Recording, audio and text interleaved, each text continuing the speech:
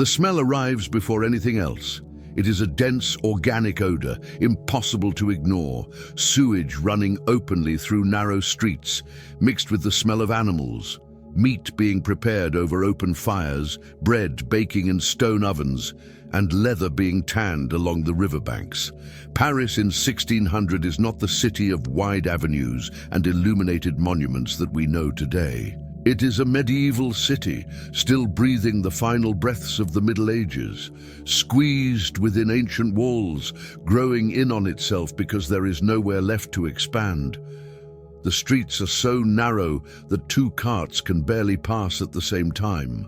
Houses of wood and stone lean over one another, their upper stories jutting out over the street until they nearly touch the buildings on the opposite side, creating dark corridors where sunlight rarely penetrates. The noise is constant. Shouts from street vendors advertising their goods, cartwheels creaking over uneven stones, hammers striking anvils, church bells marking the hours of the day, children running and shouting, dogs barking, horses neighing.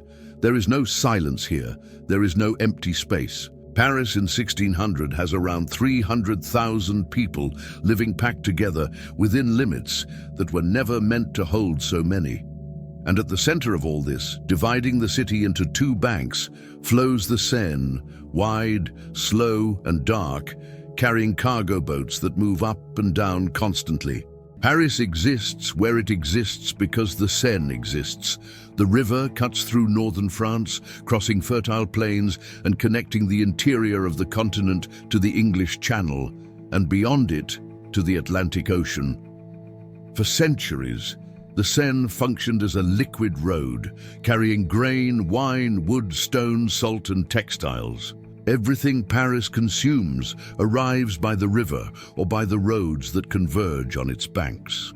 The city originally grew on an island in the middle of the Seine, the Île de la Cité, where the Romans built a settlement more than 1,000 years ago. From there, Paris spread to both banks, climbing gentle hills to the north and stretching across the plains to the south. In 1600, the city is still contained within walls built in the previous century, but those walls can no longer hold its growth. Entire neighborhoods form outside the main gates, disordered clusters of houses, workshops, taverns, and stables. Paris's location at the center of a network of navigable rivers and land routes transformed it into the natural capital of the French kingdom. Everything passes through here. Taxes collected in the provinces, soldiers marching to distant wars, merchants negotiating contracts, pilgrims on their way to religious sanctuaries, news traveling by word of mouth. Geography turned Paris into a node, a point where routes intersect, where decisions are made, where power concentrates. And the river, always the river, continues to flow, indifferent to the human chaos growing along its banks. The day begins early in Paris. Before dawn, the gates of the city walls are already open, and peasants begin to enter carrying baskets of vegetables, cheeses wrapped in cloth, live chickens tied by the legs, sacks of grain on the backs of donkeys. They come from the surrounding villages, having woken hours earlier and walked in the dark to arrive in time to set up their stalls in the markets scattered across the city. The streets begin to fill. Women leave their homes carrying wooden buckets to fetch water from the few public wells or directly from the river, where washerwomen are already kneeling, beating clothes against the stones along the bank. Men open tiny workshops built into the ground floors of houses, blacksmiths, carpenters, cobblers, leather tanners. The sound of hammers echoes through the alleys. Young apprentices sweep the entrances, organize tools, and light furnaces. Children run between the legs of adults, some helping their parents, others simply playing in the mud that accumulates in the center of the streets where sewage flows. There are no sidewalks. There is no proper drainage system. When it rains, the streets turn into foul-smelling mud fields. When the weather is hot, the smell becomes worse. By midday, taverns are full of workers who stop to eat dark bread, hard cheese, and drink watered-down wine. Conversations mix together, jokes are shouted, political arguments begin and end quickly. In the afternoon, the movement continues until the light begins to fade. There is no public lighting. When the sun sets, those who can stay at home. The streets become dangerous, dark, inhabited by drunkards, thieves, and hungry dogs. The power in Paris manifests itself visibly, almost aggressively. At the center of the Ile de la Cité, content reference Wayseat rises above everything, its Gothic towers dominating the skyline, its bells resonating throughout the city several times a day. The cathedral is not merely a place of prayer. It is a symbol of the authority of the Church, a constant reminder that God is watching, judging, and demanding obedience. On the other side of the island, the Palace of Justice houses the royal courts and the conciergerie prison, where prisoners await judgment in damp, dark cells. Nearby, stone bridges cross the Seine, carrying not only people, but entire structures. Houses, shops, chapels. The content reference, Wayseat. The new bridge has been under construction for decades and is still unfinished, but when completed, it will be the first bridge in Paris without houses built upon it, allowing an unobstructed view of the river. On the right bank of the Seine, the content reference Wayseat is being transformed from a medieval fortress into a Renaissance palace. King, content reference Wayseat, governs France from here, surrounded by courtiers, advisors, and armed guards. The streets around the palace are wider, cleaner, patrolled by soldiers. This is the center of royal power, where decisions that affect millions of people are made behind closed doors. Farther north, the Marais district begins to emerge as the preferred residence of the nobility, with larger houses, walled gardens, and guarded gates. Here, the contrast with the narrow, filthy streets of the city center is brutal. Power is expressed through space, through the ability to keep others at a distance.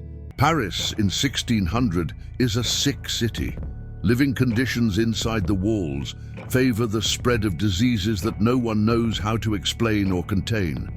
The plague returns periodically, killing thousands within a few months.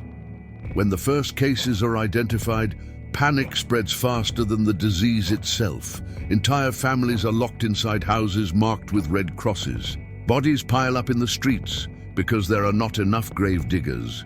The smell of death mixes with the already unbearable stench of the city. Beyond the plague, there is smallpox, dysentery, tuberculosis. Wounds become infected easily. Childbirth is dangerous. Half of all children do not reach 5 years of age. The water of the Seine is contaminated, but people drink from it anyway because there is no alternative. Fires are also a constant threat. Wooden houses stand so close to one another that when one catches fire, entire neighborhoods disappear within hours. There is no organized fire brigade. Neighbors try to extinguish the flames with buckets of water passed hand to hand, but it rarely works. Poverty is overwhelming. Beggars occupy church steps, street corners, and bridge entrances. Some are veterans of wars. Others are simply peasants who came to the city hoping to find work and found only misery. Orphaned children sleep in groups in alleys, stealing to survive. Violence is part of daily life. Tavern brawls end in stabbings. Public executions draw crowds to the content reference, Zoo, where hangings and beheadings serve both as entertainment and as a warning. Paris in 1600 stands at the edge of a transformation that will take centuries to complete.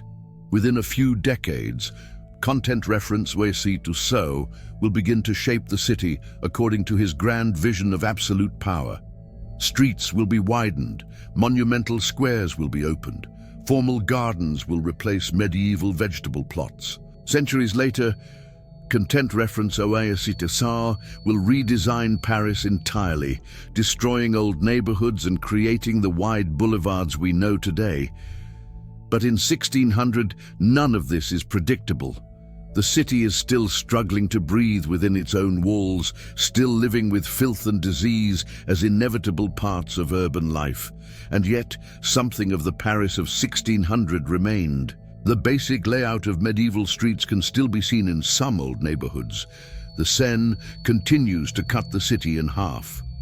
Notre-Dame is still there, a survivor of revolutions, wars, and fires. Paris's role as the political, economic, and cultural center of France never changed. The city continued to grow, to reinvent itself, to absorb people from everywhere, exactly as it did in 1600. Walking through certain narrow streets of the Marais or the Ile de la Cité today is to walk over the same stones that existed more than 4 centuries ago. The river flows in the same bed. The churches ring the same bells. And if you pay attention, silencing the modern noise, you may still feel the pulse of that ancient city, foul-smelling, chaotic, vibrant, where 300,000 people lived packed together, surviving day after day.